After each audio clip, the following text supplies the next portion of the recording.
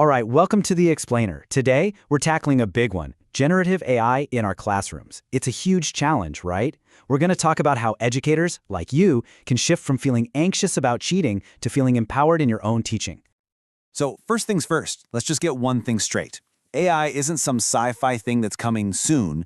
It's already here. It's deeply baked into the tools that you and your students are using literally every single day. Okay, so it's really important we get the terminology right.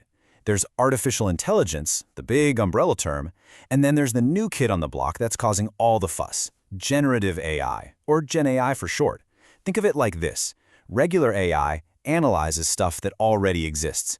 Gen AI, on the other hand, creates brand new things, text, images, you name it, all from a simple prompt. It's a content machine. So, here's our game plan. We'll start with the AI cheating problem, then we'll get into the real solution that goes beyond just detection. After that, we'll cover some practical, pedagogy-first strategies, and finally, we'll talk about redesigning the whole learning experience. All right, section 1, the AI cheating problem. Let's just dive right in because, let's be honest, the rise of Gen AI has thrown a real wrench into things. It's creating a genuine crisis for academic integrity, making us question how we even assess learning anymore. And the problem is pretty straightforward, isn't it? Students can now submit work that an AI wrote for them. And if they rely on it too much, they're not developing those crucial critical thinking skills. It all boils down to the one question that is on pretty much every educator's mind right now. So let's be real for a second. We're not going to stop it. Not completely. But that doesn't mean we're helpless. We can absolutely reduce the misuse. And we do it through smart design, good policy, and just better teaching practices.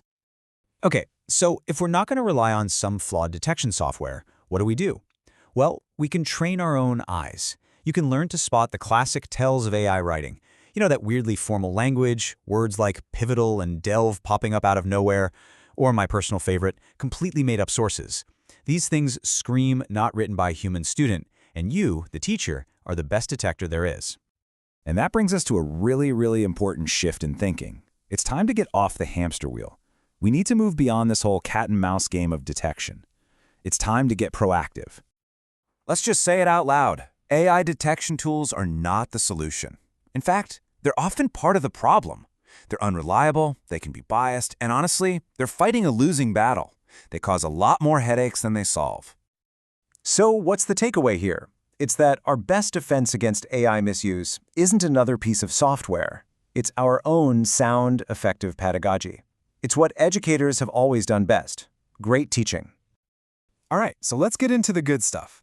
Section 3 is all about strategy. This is the educator's playbook for actually promoting integrity in the classroom. And we can break this down into 3 main moves. Number 1, we've got to rethink our assessments. Number 2, we need to lean into instructor-led detection. That's you. And number 3, we need to foster real AI literacy.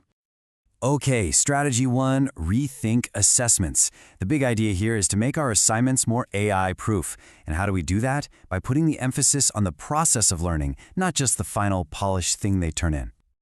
So what does that look like in practice?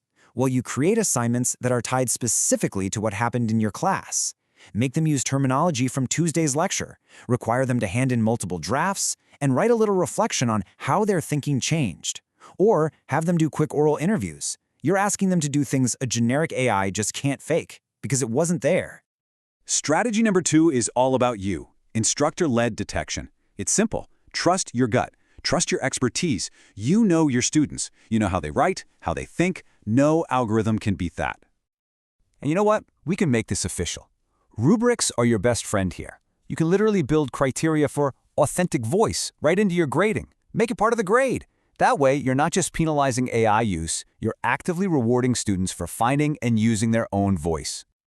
And finally, strategy number 3, foster AI literacy. Look, we can't just ban it and pretend it doesn't exist. Our job is to teach students how to use these tools ethically, responsibly, and transparently. We're preparing them for the real world, and in the real world, AI is everywhere. A really cool way to do this is to think in terms of no-tech moments and tech moments. You design some activities where it's just them and their brain, building those core skills.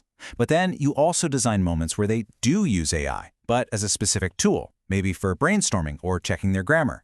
not as a machine to just spit out the final product. It's about being intentional.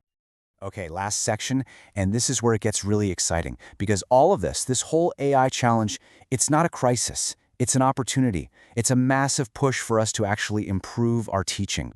And it's leading to some really cool new models for learning. Check this out, the inverted Bloom's taxonomy. So you know the old model, right? You start with remembering facts and you build your way up to creating something new. Well, this flips it on its head. A student might use AI to create a rough draft right at the beginning, but that's not the end. That AI-generated text is just the raw material. The real learning happens next, when they have to evaluate it, analyze it, and tear it apart. So you see, the goalpost has moved. We're not just grading the final essay anymore. The grade is in the process. We're looking at how they prompted the AI, how they fact-checked it, how they critiqued it, and how they infused it with their own unique insights. That's where the learning is. And this has led to awesome new assignment types, like process folios.